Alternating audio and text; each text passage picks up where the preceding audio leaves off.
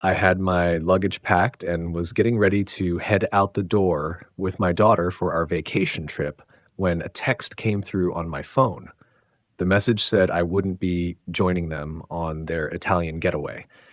My son in law had decided he wanted this to be just a family holiday. They ended up taking only his mother and father along with them, leaving me at home by myself. This happened right after I had covered the costs for their brand new home, so I immediately stopped all the mortgage payments and put the house up for sale. You're going to be shocked when you hear what went down after they returned from their trip. Before we continue, please subscribe to stay updated on our latest stories. I was in my bedroom carefully folding up my go-to travel shirt when I heard my cell phone vibrating on the bedside table. The soft blue cotton material felt nice in my hands as I worked out the creases, already picturing myself wearing it to that cozy restaurant Celeste had discovered close to the Vatican.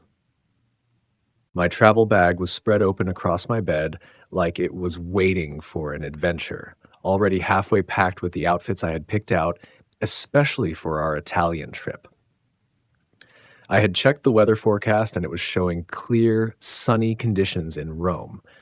Absolutely perfect for all those walking tours I had researched and printed out, then stuffed into my carry-on bag. While I was trying to decide between my brown leather dress shoes and my comfortable walking tennis shoes, I found myself quietly singing along to an old Frank Sinatra song.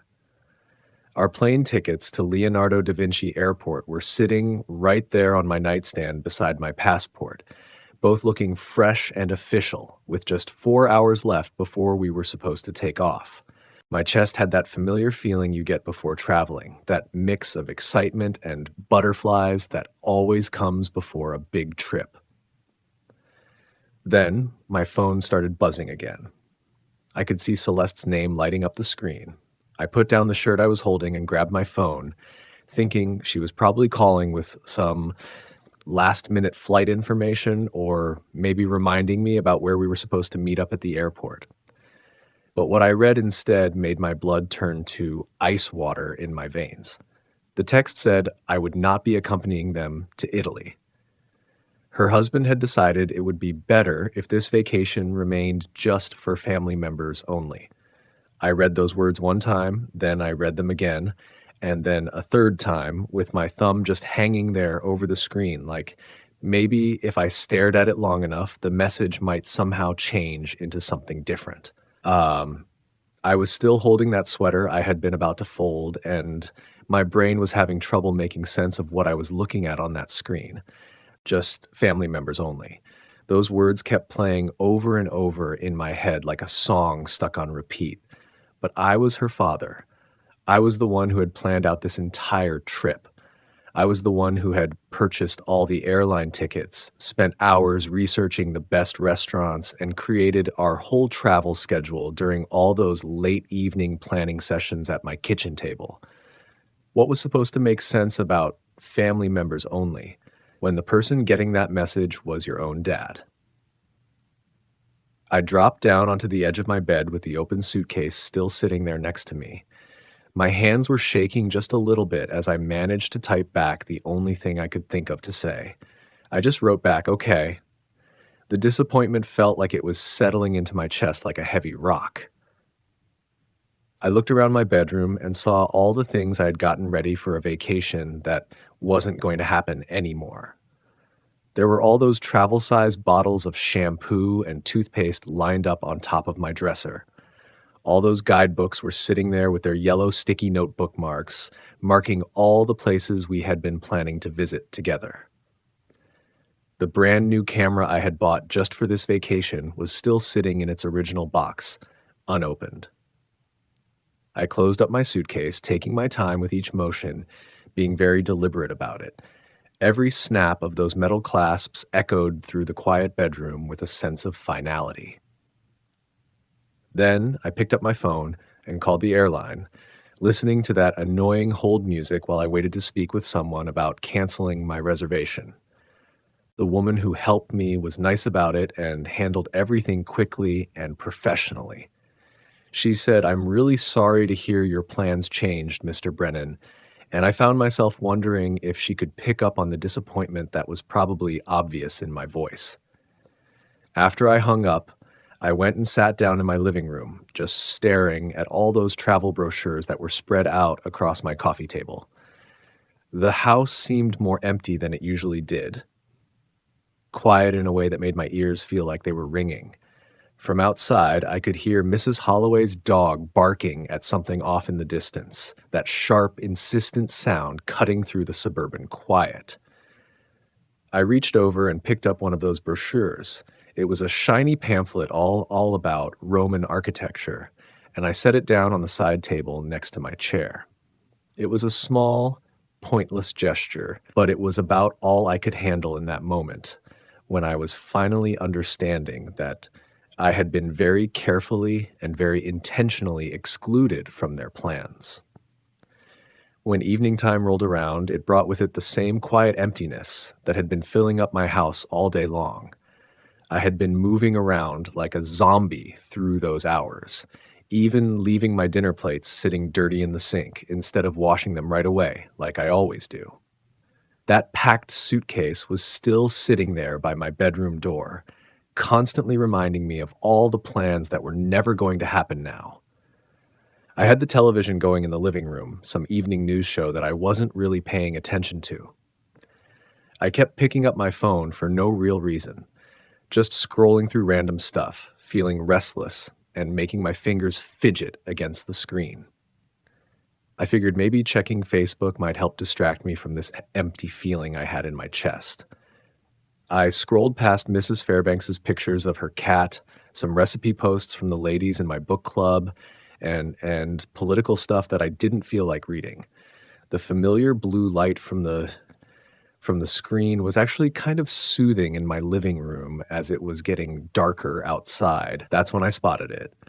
Darian's parents were standing right there in front of the Coliseum, both of them smiling big at the camera with that look tourists get when they've found the perfect spot for a photo. The caption underneath said, "Beginning of the best family vacation ever." The timestamp showed it had been posted just 2 hours earlier. My thumb stopped moving above the screen. Maybe they had taken a different trip, or maybe this was just an old picture they decided to post now. My heart started beating faster as I clicked on the profile to look at more pictures. And there it was. Same location, same time, but this photo had 4 people in it. Darian's parents, Darian and Celeste, all of them grouped together in front of some Roman cafe near the Trevi Fountain, with wine glasses sitting on the table behind them. Celeste had written a caption that made my stomach feel like it was falling through the floor. It said, "So grateful for family time in the Eternal City." I counted the faces in that photo with fingers that were starting to shake. 1 person, 2 people, 3 people, 4 people. That word, family, felt like it was burning itself into my brain like a hot iron. I put the phone down on my coffee table with their happy faces still glowing up from the screen. I got up and walked over to my kitchen window, looking out at my neighbor's house where I could see warm lights shining from their windows. Families spending the evening together. The feeling of being betrayed hit me like ocean waves, with each one hitting harder than the one before it. I grabbed my phone once more, telling myself maybe I had gotten it wrong somehow. Maybe those pictures would show something different if I looked again. But there they were, still posted with recent timestamps, their faces still beaming with that carefree joy. All 4 of them together in that city I had been dreaming about visiting, enjoying the vacation I had put together, following the travel plan I had spent hours researching. I went back over to my kitchen window and caught sight of my own face looking back at me in the glass, pale and with dark circles under my eyes. Behind my reflection, I could still see their group picture glowing on my phone screen, their joy mixing with the image of me standing there alone. The difference between us was sharp and hurt to look at, like a picture that showed me exactly what my place was in their idea of what family meant. I had barely gotten any sleep at all, just lying there tossing around in bed while pictures of their vacation kept flashing through my mind every time I closed my eyes. When morning finally came with that dull gray light creeping in through my bedroom curtains, I knew I had to get some answers. I couldn't just let this go without finding out why this had happened. My coffee cup was trembling a little in my hands as I sat there at my kitchen table, going over in my head what I was going to say to Celeste. With the time difference, it was already afternoon over in Rome, which made it the perfect time to call. I took a long, deep breath and punched in her number, listening to that expensive sounding international ringtone. It rang 3 times, then 4 times. Then I heard her voice, sounding happy and upbeat. "Hey there, Dad." I could hear all kinds of noise in the background. Darian talking, street sounds, all that busy atmosphere you get in an Italian city. "I need to understand something," I said, getting right to the point. "What's that?" She sounded like she wasn't really paying attention, probably looking at some tourist attraction or store window. "I saw those pictures on Facebook. Darian's mother and father are right there with you guys." There was a pause, and it went on for a long time. Then when she spoke again, her voice had changed and sounded like she was getting ready to defend herself. "Dad, we can talk about this and explain everything. You told me it was just for family members only. So what does that make me then?" Now her voice was getting colder. "Listen, Darian said you can be too much to handle. He didn't want you messing up his vacation." That phrase, "too much to handle," felt like someone had punched me in the stomach. Messing it up? I'm the one who planned this whole trip. I'm the one who bought all the tickets. And Darian's mother and father paid for their own way. They don't expect us to look after them all the time. All the time. Those words just hung there in the air between us like she was accusing me of something. "I helped support you too when that was something you decided to do?" She cut me off. "We never asked you to make us feel guilty about it." I could hear Darian laughing about something completely different in the background. His voice sounded relaxed and like he had no idea what we were talking about. Hearing that sound made my teeth clench together. "To be honest with you, Dad," Celeste kept going, and her voice was getting harder with every word she said. "Darian was right about this. You need too much attention." My phone felt like it weighed a ton in my hand. "I get it now. Good. We'll have a conversation when we get back home." "I understand."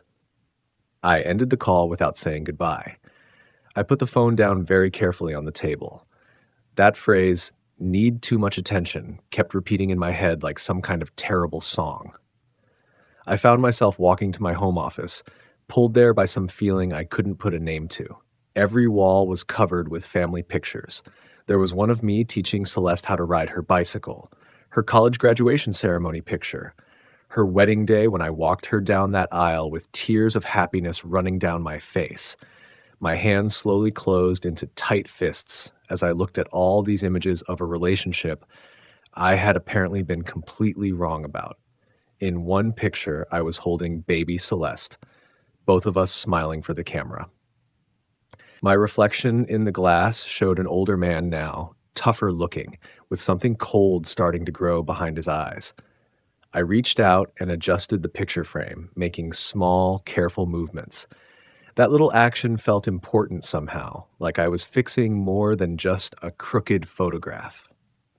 I stayed there in my office after that phone call, surrounded by all the proof of what I had thought was love, but was apparently just me being useful. Every single photo on that wall was telling a story I was only now starting to understand the right way. There was the wedding photo where I walked Celeste down the aisle. I had spent $42,000 on that day, making sure every detail was perfect because I wanted her to be happy. The college graduation picture was there too. I had taken care of her student loan payments when Darian couldn't find any work after his own graduation. The house hunting photos were spread out across my desk. I had co-signed their mortgage paperwork when the banks wouldn't give them approval on their own. Christmas photos showed all those expensive presents under trees that I had purchased. Birthday parties where my gifts got opened last, almost like they had forgotten about them. Every memory was adding more weight to my chest. a pressure that kept building up and made it hard to get enough air. I opened up my desk drawer and took out bank statements and receipts I had been keeping out of habit. The down payment money for their house, $95,000 that came out of my retirement savings. Money I had been putting away for my own future. Car payments I had taken over when Darian lost his first job. Credit card bills I had paid when they couldn't make their monthly payments. The vacation savings account I had been building up for years. Money that had ended up buying their plane tickets to Italy. But it wasn't only about the money. I started remembering all the plans I had canceled, all the things I had given up that went way deeper than just dollars and cents. That fishing trip with my old buddies that I called off because Celeste needed me to watch the kids. The lady from my book club who had asked me out to dinner, I had told her no because Celeste needed help with moving to their new place. My own travel dreams that I kept putting off over and over again while I was supporting theirs instead.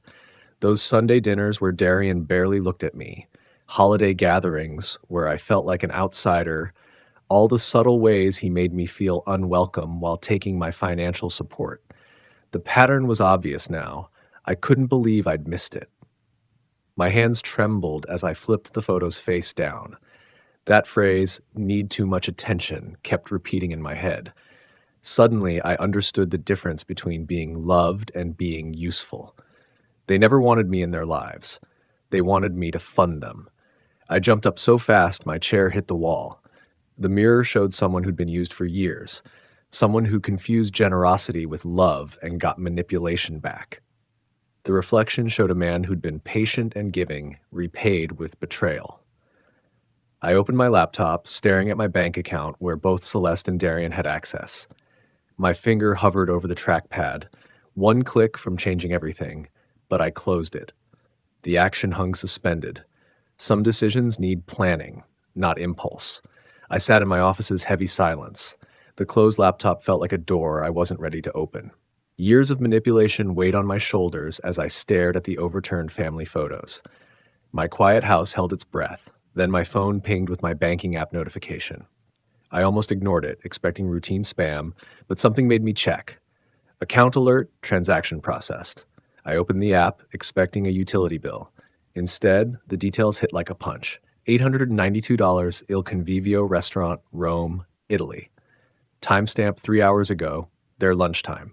Celeste had used my authorized user card, emergency access I'd given her years ago when she was building credit. The irony burned. They excluded me from their family vacation, but used my money for fancy Roman meals. I scrolled through recent transactions with growing disbelief. Hotel charges, boutiques, attractions, all on my card, while Darian's parents supposedly paid their own way. I paced my office, phone clutched tight. Every family photo looked different now, like evidence. The thought formed clearly. This is my chance. I opened the card management section.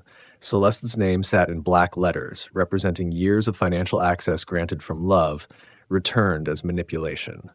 Another ping, 127 Elegant Style, Rome. She was shopping while I processed their betrayal. That decided it.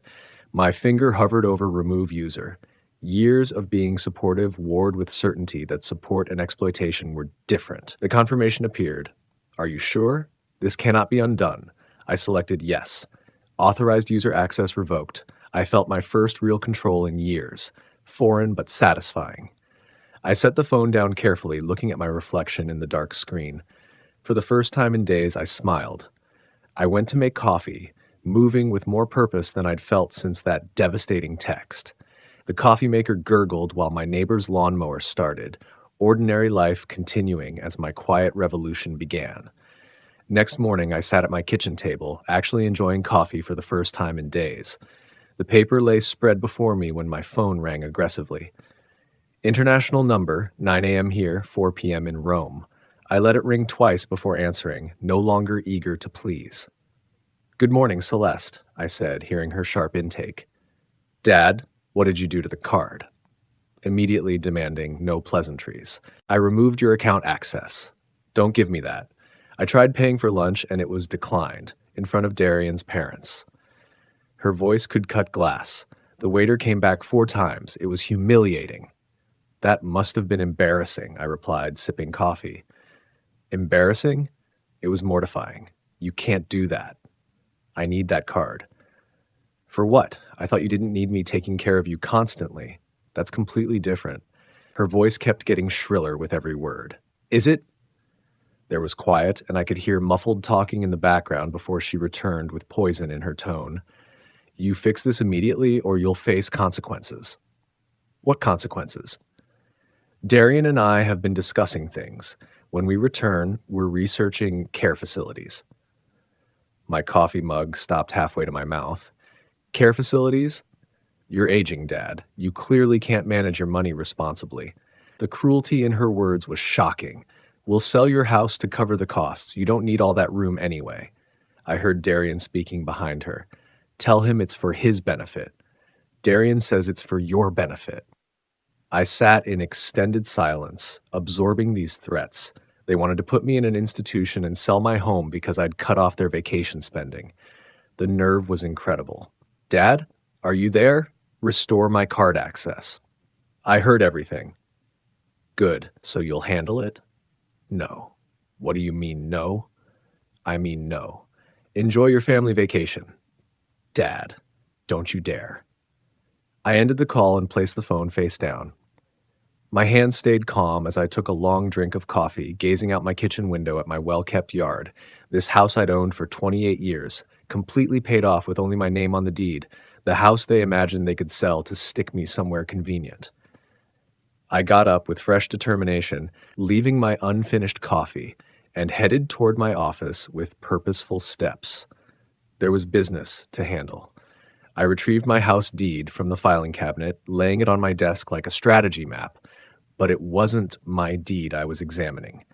It was the second property document for Celeste and Darian's house on Oak Avenue, with my name alone on the title, exactly as it had been since I purchased it for them. I recalled that conversation 3 years back. Just for mortgage approval, sweetie. We'll switch it to our names once everything's finalized. They'd been too occupied with their lives for paperwork, always promising to handle it next month, next season, next year. I located Kai Nakamura's business card in my desk drawer. He'd sold me both properties, a reliable man who valued discretion. I grabbed my keys and left. The drive to his office took me through familiar Cedar Falls streets. Mrs. Patterson waved from her garden as I backed out, her friendly wave reminding me how ordinary this morning appeared. 20 minutes later, I parked at Nakamura Properties, located in a restored Victorian that Kai had renovated with clear care. Kai glanced up from his computer as I walked in, surprise and pleasure showing on his face. Fletcher, great to see you. How's retirement going? I need to sell the Oak Avenue property fast. He stopped, his experienced eyes catching something in my expression. The house you purchased for Celeste, is everything okay? Everything's fine. I just need it sold. What's the market doing? Kai turned to his computer, accessing comparable sales with professional skill. Market's strong right now. Properties like that in that area, $205,000, maybe $215,000. The figure pleased me. I'd paid $148,000 3 years ago. How fast are we talking? Kai asked. ASAP. Price it to sell. He pulled out listing forms, inspection schedules, his movements practiced and comforting. We'll need photos, possibly some staging. I can have my crew there tomorrow. The house has current occupants. Oh, will Celeste coordinate the showings? Celeste's in Italy. I have keys. Kai seemed slightly puzzled, but professionally accommodating. We covered listing price, commission, closing schedules. I signed the listing contract, my signature confident in, and final. I'll begin marketing right away, Kai said. In this market, we might have offers within days. We shook hands and I valued his professionalism, how he avoided unnecessary questions. Walking to my car, I felt lighter than I had in days. Classical music from my radio filled the quiet as I drove slowly through downtown Cedar Falls, viewing my hometown with fresh perspective. At a red light, a young family crossed the street, father holding a toddler, mother with a stroller. I remembered when Celeste was that age, before everything became about money and manipulation and what I could provide instead of who I was. I pulled into my driveway and sat briefly, looking at my mailbox with Brennan painted in faded letters. The name felt different now, meaningful again. I walked up my front steps, keys jingling, a sound promising more changes ahead. Inside, I opened my laptop to find an email from the real estate service. Property listed successfully appeared on screen, and I felt satisfaction seeing those words. But more work remained. I opened a new browser tab and searched Moving Services Cedar Falls, Iowa.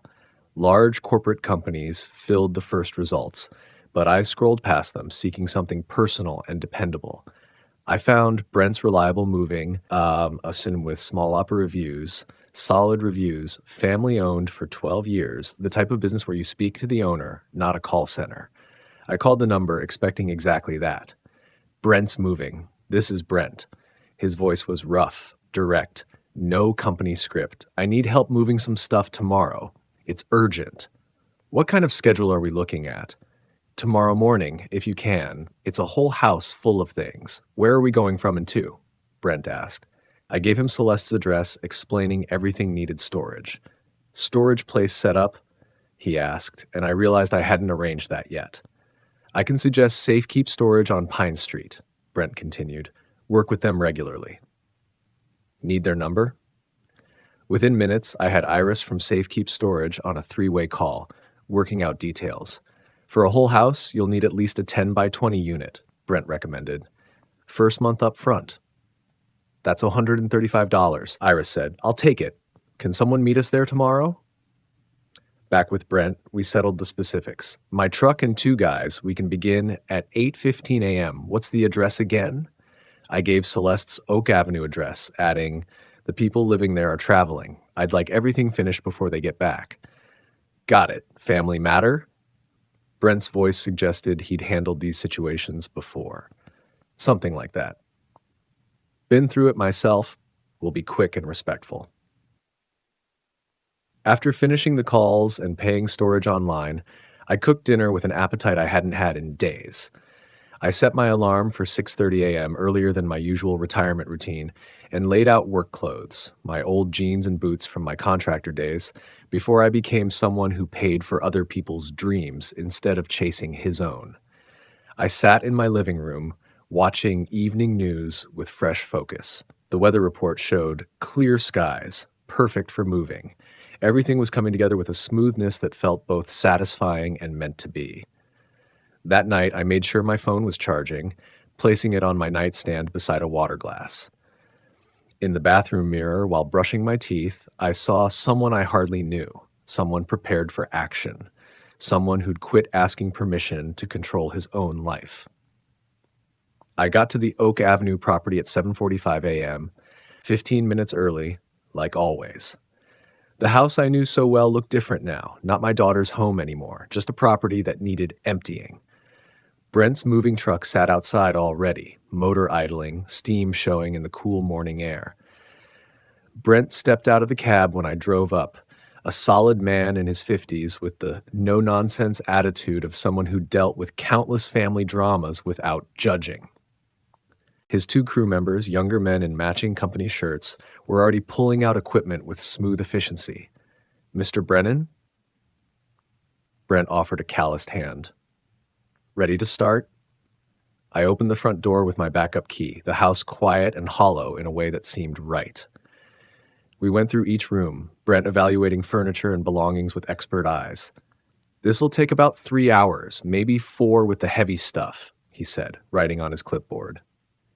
I showed him what was Celeste and Darian's, which meant everything. The pricey sectional couch I'd gotten them last Christmas, Darian's fancy home office setup with gaming gear, Celeste's huge wardrobe filling 2 walk-in closets. The crew began with bedroom boxes, wrapping and marking with organized precision. I demanded to help despite Brent's concerns about insurance. I'm not that old, I said, getting a smile from one of the younger guys. Soon I was hauling boxes marked Celeste's books and Darian's sports gear, feeling odd satisfaction watching their stuff get packed away so systematically. In their bedroom closet, I discovered photo albums from their wedding. Looking through them, I noticed I was missing from most pictures. Darian's family featured in every shot while I showed up in maybe two photos, always on the sides. I shut the album and gave it to Brent's crew. Room after room, we cleared expensive things I'd forgotten buying them. Designer purses, electronics, the leather dining room set I'd bought for their first anniversary. My back began hurting, but I kept going, powered by purpose I hadn't felt in years. In what was meant to be a future nursery, I found baby furniture they'd hopefully put together for grandchildren that never happened. For a second, doubt snuck in. Was I being too cruel? Then I discovered Darian's credit card bills showing luxury spending while they cried poverty to me, and the doubt vanished entirely. "You all right, Mr. Brennan?" Brent asked, seeing my hesitation. "Just remembering things. Let's continue." By 11:45 a.m., we completed our last check of the empty house. Rooms sounded different now, afternoon light pouring through naked windows onto bare floors. I locked up and kept the keys, following the moving truck to safekeep storage pouch where I watched their belongings vanish into Unit 52C. I paid Brent cash, adding a big tip. "Hope things work out for you, Mr. Brennan," he said with real warmth. Driving home alone, I saw my phone flash with a Facebook alert. I pulled into my garage, the device still buzzing in the cup holder, like a nagging reminder that my peaceful morning was about to get much more complex. Inside my house, I finally checked the buzzing phone to find several Facebook notifications. Celeste had posted furious status updates. Some people have no respect for family privacy. The comments showed friends asking what happened, with Celeste playing victim perfectly. I closed Facebook without answering and called Kai Nakamura back. "Fletcher, excellent news." Kai sounded thrilled. "We have a serious buyer. Cash offer." "This fast?" "Young couple, just moved here for jobs. They love the area." He paused dramatically. "Offer is $208,000, higher than expected." The number pleased me. "When do they want to close?" "That's the thing. They want to close right away. They could move in this weekend if we can manage it." I looked at my calendar. Today was Thursday. This weekend? They're in a corporate apartment, month to month. Very eager buyers. Kai's excitement was catching. "Can you do fast closing? I can have documents ready by tomorrow." "Make it happen." Friday morning found me at the title office, signing documents with careful precision. I met the buyers, Caspian and Nora Mercer, early 30s. The type of optimistic young couple that reminded me of Celeste and Darian before bitterness set in. "We love what you did with the yard," Nora said during our final walk through the empty house. "I didn't mention it wasn't my yard work." "It's perfect," Caspian said, taking the keys. "We can move in tomorrow morning?"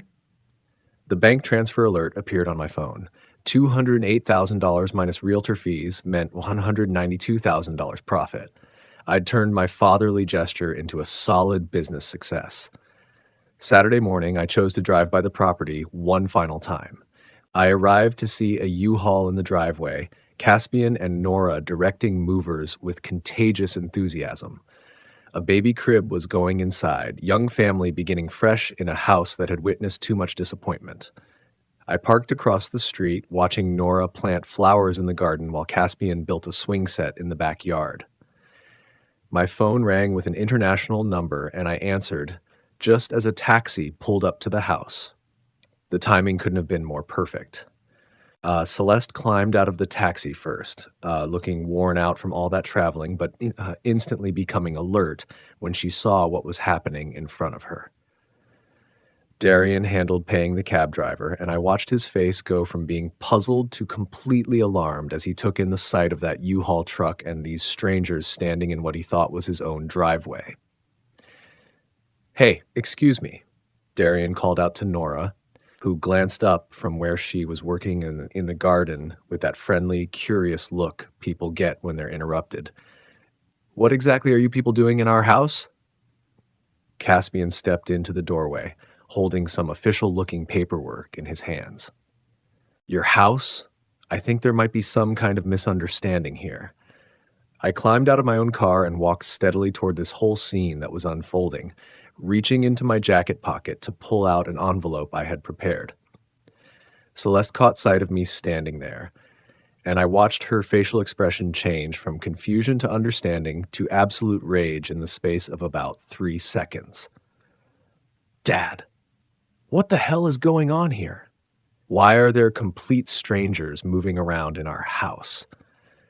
Celeste's voice had that razor-sharp edge to it that I had grown so tired of listening to over the years. Caspian and Nora gave each other those worried looks that people exchange when they suddenly find themselves in the middle of someone else's drama, and Nora was still gripping that gardening trowel in her hand like she might actually need to use it to defend her new home. "Sir, I don't know who you think you are," Darian said to Caspian, his voice getting more aggressive by the second, "but you need to pack up all your stuff and get out of here immediately." Caspian raised up his paperwork so Darian could see it clearly. "I've got the deed right here in my hand. We completed the closing process yesterday." "That's completely impossible. This house belongs to us." Nora's voice was quiet, but you could hear the determination in it. "Maybe we should go ahead and call the police about this?"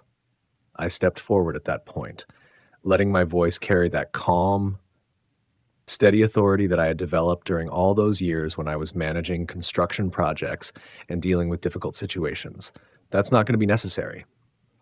Celeste's tone immediately became demanding, the way it always did when she expected me to jump in and fix whatever problem she was facing. "Dad, you need to fix this situation. Right now." I spoke to Caspian and Nora first, because they were the innocent parties in all of this mess. "I'm truly sorry for all this confusion you're having to deal with. Please go ahead and continue with moving into your new home."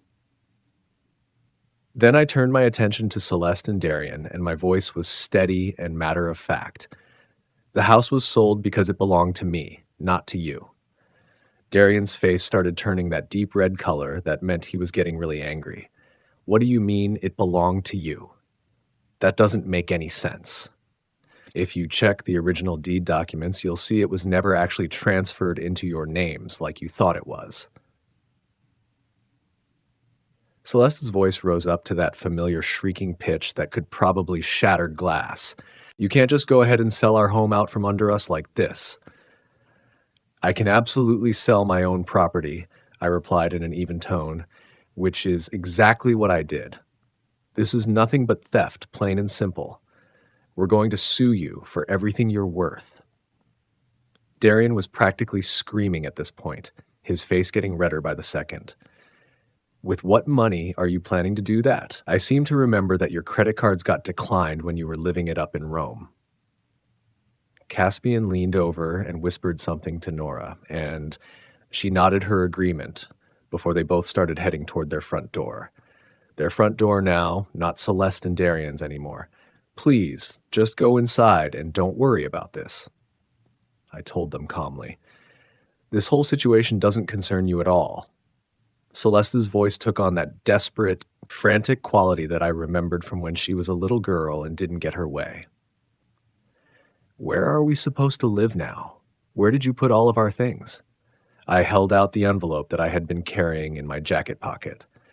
Darian practically lunged forward and snatched it out of my hand, tearing it open with fingers that were shaking from anger. He read the contents out loud in a voice full of disbelief. "Safe Keep Storage Facility, Unit Number 52C, Pine Street location." "Storage?" Celeste's voice actually cracked when she said it. "You took our entire life and put it in some storage unit?" I made sure everything was preserved carefully and safely. The first month's rent has already been paid in full. Darian crumpled up the paper in his fist like it was garbage.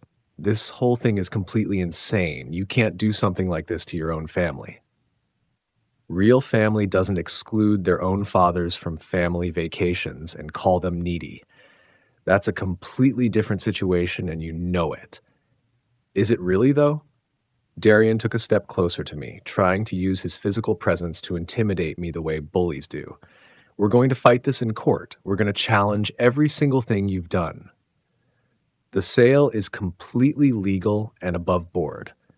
The property was mine from the very beginning. Celeste's voice changed again, taking on that manipulative tone that she had perfected since she was a child whenever she wanted something from me. How could you possibly do something this cruel to your own daughter? I looked at her for a long moment, really studying her face. How could you do what you did to your own father? Nora came back out of the house at that moment, and there was genuine concern written all over her face. Is everything going to be all right out here? Everything is perfectly fine, I assured her with a smile. I hope you and your husband enjoy your beautiful new home. Celeste and Darian were left standing there on the sidewalk, still holding their fancy Italian luggage in their hands, looking exactly like lost tourists who had somehow wandered into the wrong person's life story. I walked back toward my car with deliberate, measured steps, my old work boots making solid contact with the pavement beneath my feet. This whole thing isn't over, old man, Darian shouted at my back as I reached my car. I got behind the wheel and turned the key in the ignition, and my classical music station picked up exactly where it had left off when I parked. Yes, it absolutely is over. 3 months later, I was sitting at my kitchen table enjoying my morning newspaper and a fresh cup of coffee when my doorbell chimed. A process server was standing on my front porch, holding legal documents that turned out to be Celeste and Darian's lawsuit against me. I signed for the papers without feeling the slightest bit surprised that they had actually gone through with their threat. By that same afternoon, I was sitting in the exact same kitchen chair reviewing the court's official decision. Lawsuit dismissed. Property owner had full legal right to sell his own property. The judge had been extremely thorough in his review and completely unsympathetic to their various claims and arguments. Darian and Celeste were now responsible for paying their own attorney fees, which I imagined was going to be quite expensive for them. My own lawyer called me within an hour of the ruling. Clean victory, Fletcher. They don't have any grounds whatsoever for an appeal. The local newspaper even ran a small article about the whole situation. Family property dispute officially resolved. I filed all the paperwork in my new folder that I had labeled Legal Victory, and then I simply moved on with my day like it was any other day. The town's gossip network had been working overtime for months, buzzing with talk about the whole situation. When I stopped by the coffee shop, I couldn't help but overhear some of the conversations happening at nearby tables. I always thought that son-in-law of his seemed like an entitled brat. Other people were saying things like, Fletcher Brennan worked hard his entire life building up what he had. He deserved so much better treatment than what he got from those two. There were some disapproving voices that muttered things like, family should always stick together no matter what. But I had finally learned how to let other people's opinions just roll right off me, like water rolling off a duck's back. When I ran into Kai Nakamura at the hardware store a few days later, he asked me, how are you holding up with everything that's happened? I'm doing better than I ever expected I would. That afternoon, I went to the pet store I had spotted months earlier. Ranger, a 3-year-old golden retriever, needed a new home because his family was relocating overseas. He's been with a family, great with people, enjoys car rides, the owner told me. And I crouched down and Ranger came right over, his tail wagging like he'd been waiting just for me. The bond was immediate. Ranger seemed to sense my loneliness, and I recognized his need for someone who wouldn't leave him behind. An hour later, Ranger was riding in my passenger seat, head hanging out the window, both of us driving towards something different. That first night, he slept beside my bed, and for the first time in months, neither of us was alone. With Ranger lying at my feet, I looked up travel trailers online. Best RVs for senior travel brought me to articles about freedom and adventure. At RV Lots, salespeople were happy to help. I test drove a 28-foot Airstream, the right size for one person and a dog who had already claimed the front seat before we even finished the paperwork. I used my second car's trade-in value plus my savings to buy it completely. Ranger took to RV living right away. We mapped our route: national parks, small towns, places I'd always wanted to visit but had put off for family duties. The morning we left Cedar Falls, my house was ready for a long absence. I had arranged mail holding and asked neighbors to check on the property. Loading the trailer, I packed camping equipment, ranger's gear, and one photo album with pictures of Celeste as a child, before disappointment changed us both. Ranger could sense adventure ahead, his excitement spreading to me as I started the engine and checked the trailer hitch. We drove through Cedar Falls one final time, past familiar spots that seemed smaller now. Going by Oak Avenue, I saw Caspian and Nora's kids playing in the yard. The house was finally filled with the happiness it was designed for. The highway sign said Montana, 850 miles. Ranger had his head out the window, my hand firm on the wheel, both of us finally free. That evening, we pulled over at a scenic overlook in Montana. I set up a camping chair as the sun dropped behind the mountains, coloring the sky in orange and purple shades I'd never stopped to appreciate before. Ranger settled next to me, peaceful and faithful, wanting nothing more than friendship. For the first time in years, I was exactly where I was meant to be. To hear the next story, click the box on the left. And as always, thank you for watching.